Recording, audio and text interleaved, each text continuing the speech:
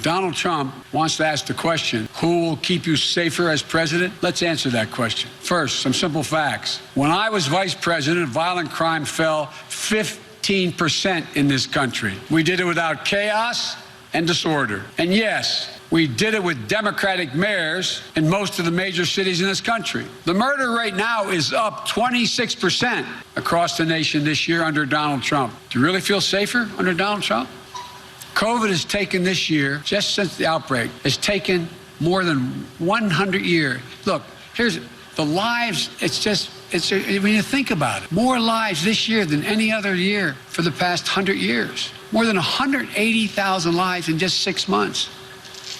An average of 1,000 people dying every day in the month of August. Do you really feel safer under Donald Trump? Mr. Trump, you want to talk about fear? Do you know what people are afraid of in America? They're afraid they're going to get COVID. They're afraid they're going to get sick and die. And that is in no small part, it's because of you. We're now on track to more than 200,000 deaths in this country due to COVID.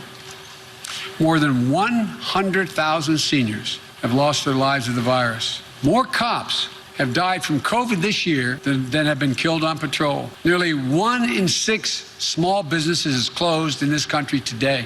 Do you really feel safer under Trump? What about Trump's plan to destroy the Affordable Care Act, and with it, the protections for pre-existing conditions that impacts more than 100 million Americans? Does that make you feel safer? Or how about Trump's plan to defund Social Security? The Social Security Administration's chief actuary just released a report saying that if a plan like the one Trump is proposing goes into effect, the Social Security Trust Fund would be, and I quote, permanently depleted by the middle of calendar year 2023, with no ability to pay benefits thereafter. Put it plainly, Trump's plan would wipe out Social Security, period. You feel safer and more secure now? The fear that reigns under this president doesn't stop at our shores. The Kremlin has put bounties on the heads of American soldiers. And instead of telling Vladimir Putin that there'll be no putting up with this, that there'll be a heavy price to pay, they dare touch an American soldier. This president doesn't even bring up the subject in his multiple phone calls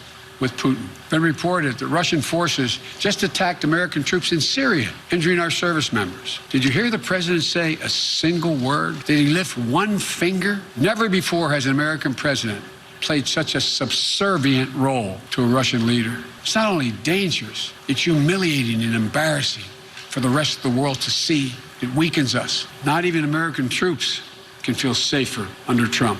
Donald Trump's role as a bystander in his own presidency extends to the economic plan and pain, the plan he doesn't have and the pain being felt by millions of Americans. He said this week, and I quote, "You better vote for me or you're going to have the greatest depression you've ever seen." Does he not understand and see the tens of millions of people who've had to file for unemployment this year so far? The people who won't be able to make next month's rent payment? The people who lost wages while the cost of groceries have gone up dramatically? President Obama and I stopped the Depression in 2009. We took a bad economy that was falling and turned it around. Trump took a good economy and drove it back into the ditch.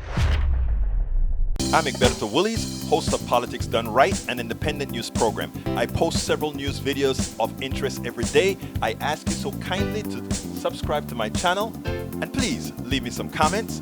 Thank you very much.